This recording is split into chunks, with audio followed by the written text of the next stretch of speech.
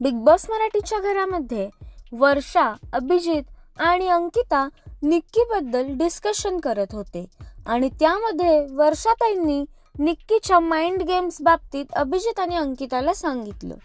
नमस्कार मित्रांनो, बीबी डिकोडर चॅनलवरती पुन्हा एकदा तुम्हा सर्वांचं स्वागत आहे. बिग बॉस मराठीच्या घरामध्ये वर्षा, अभिजित आणि अंकिताचं निक्की बद्दल आणि तिच्या गेम बद्दल डिस्कशन सुरू होतं, ज्यामध्ये वर्षा नेमकं निक्की बद्दल काय बोलली हे सविस्तरपणे आपण या व्हिडिओद्वारे जाणून घेणार आहोत. त्यापूर्वी व्हिडिओला लाईक करा आणि चॅनलला सबस्क्राईब करायला विसरू नका. तर मित्रांनो, निक्की बद्दल बोलताना वर्षा असं म्हणाली की परवा निक्की माझ्याकडे आली आणि मला कॉम्प्लिमेंट देत होती की वर्षाताई, तुम्ही खूप छान नॉमिनेशन केलं आणि खूप चांगले मुद्दे मांडले.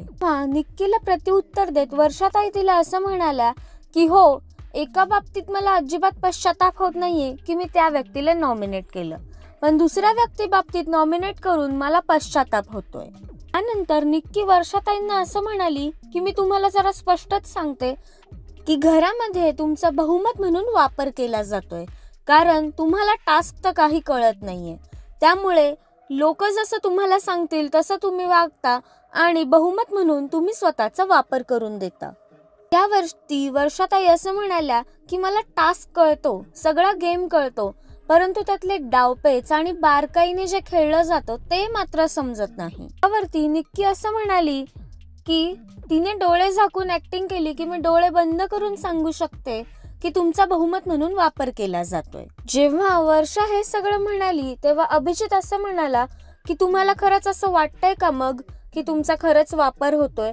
तर वर्षाताई असं म्हणाल्या की हो, मध्ये मला निश्चितच तसं वाटलं होतं की लोक माझा बहुमत म्हणून वापर करतात. एकंदरीतच निक्की तिच्या माइंड गेम्सने सदस्यांना एकमेकांविरुद्ध भडकवत आहे आणि त्यांच्या मनात बरेच वाईट साईट विचार टाकत आहे. तर मित्रांनो, या सगळ्यावरती तुमचं काय मत आहे हे आम्हाला कमेंट्सद्वारे नक्कीच सांगा.